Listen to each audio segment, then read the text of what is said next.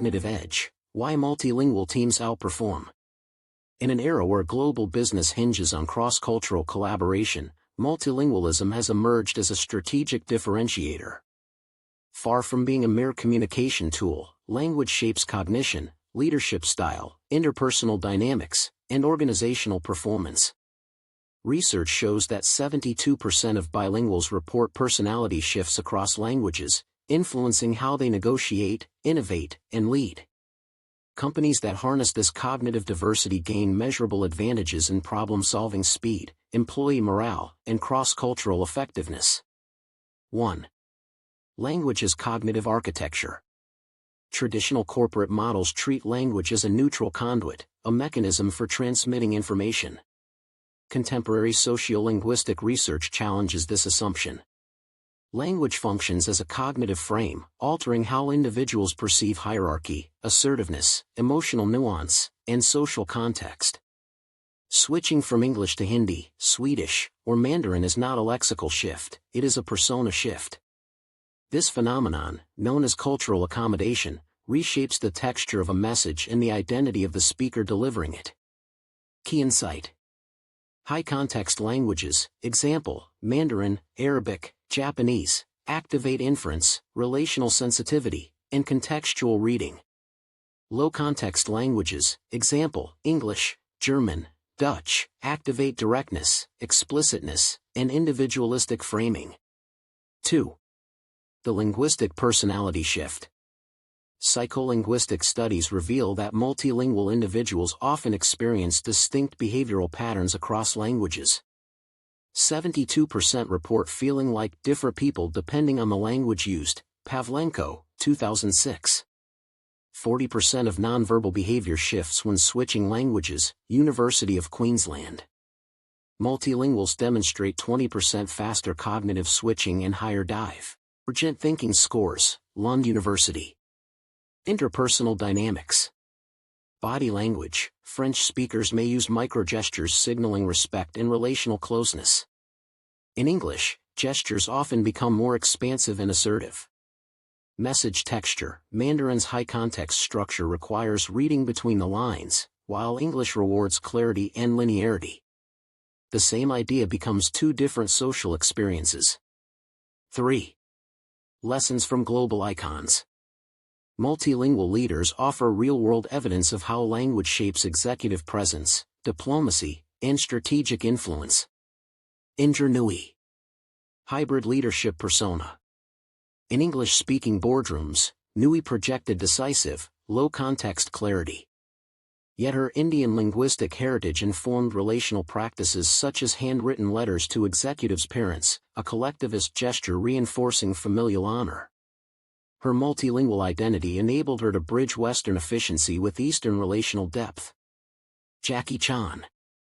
Cultural translation through performance. Chan's persona shifts across Cantonese, Mandarin, and English. In English media, he leans into high-energy physical expressiveness to bridge cultural gaps. In Mandarin or Cantonese, his tone becomes more disciplined, reflecting Peking opera traditions. Each language activates a distinct expressive logic. Chimamanda Ngozi Adichie. Dual narrative worldviews. Adichie's English voice is analytically sharp and globally oriented. In Igbo, her tone becomes intimate, ancestral, and communal. Her bilingualism allows her to critique Western narratives while grounding her worldview in indigenous epistemologies. Carlos Ghosn. Executive diplomacy across 4 languages. Ghosn's fluency in English, French, Arabic, and Portuguese enabled him to lead multinational alliances. His persona shifts from French strategic rigor to English pragmatism to Arabic relational nuance, a linguistic toolkit essential for navigating cross-continental corporate ecosystems. Angela Merkel. Linguistic modulation in diplomacy. Merkel's German communication is precise and scientific. In English, she adopts pragmatic clarity. In Russian, her tone becomes formal and historically contextual. Her multilingual modulation strengthened her reputation as a consensus builder in complex geopolitical negotiations. 4. The corporate advantage of multilingualism. 4.1. Enhanced problem solving. Multilingual teams demonstrate 20% faster cognitive switching. Higher creativity and divergent thinking, Lund University. 4.2. Improved performance and morale. Organizations with multilingual cultures report 35% lower language-related anxiety, 26% higher employee retention, 30% improvement in cross-cultural collaboration, European Commission. 4.3. Innovation through cognitive diversity. MIT research shows linguistically diverse teams generate 15 to 18% more original solutions in innovation tasks. Strategic implication. Multilingualism is not a communication asset, it is a cognitive infrastructure that strengthens decision-making, innovation, and global leadership. 5. Strategic recommendations for corporations. To unlock multilingual potential, organizations should institutionalize linguistic inclusivity. Create environments where employees can switch languages without stigma. Leverage multilingual leaders. Identify and elevate leaders who demonstrate cognitive flexibility across linguistic contexts. Invest in cross-linguistic training. Move beyond translation services toward cultural context training and linguistic empathy workshops. Design multilingual workflows. Encourage teams to ideate in multiple languages before converging on solutions. Conclusion. A professional speaking English is not the same person speaking Hindi, nor is it the person speaking French, nor should they be. Each language summons a different emotional palette, cultural logic, and cognitive stance.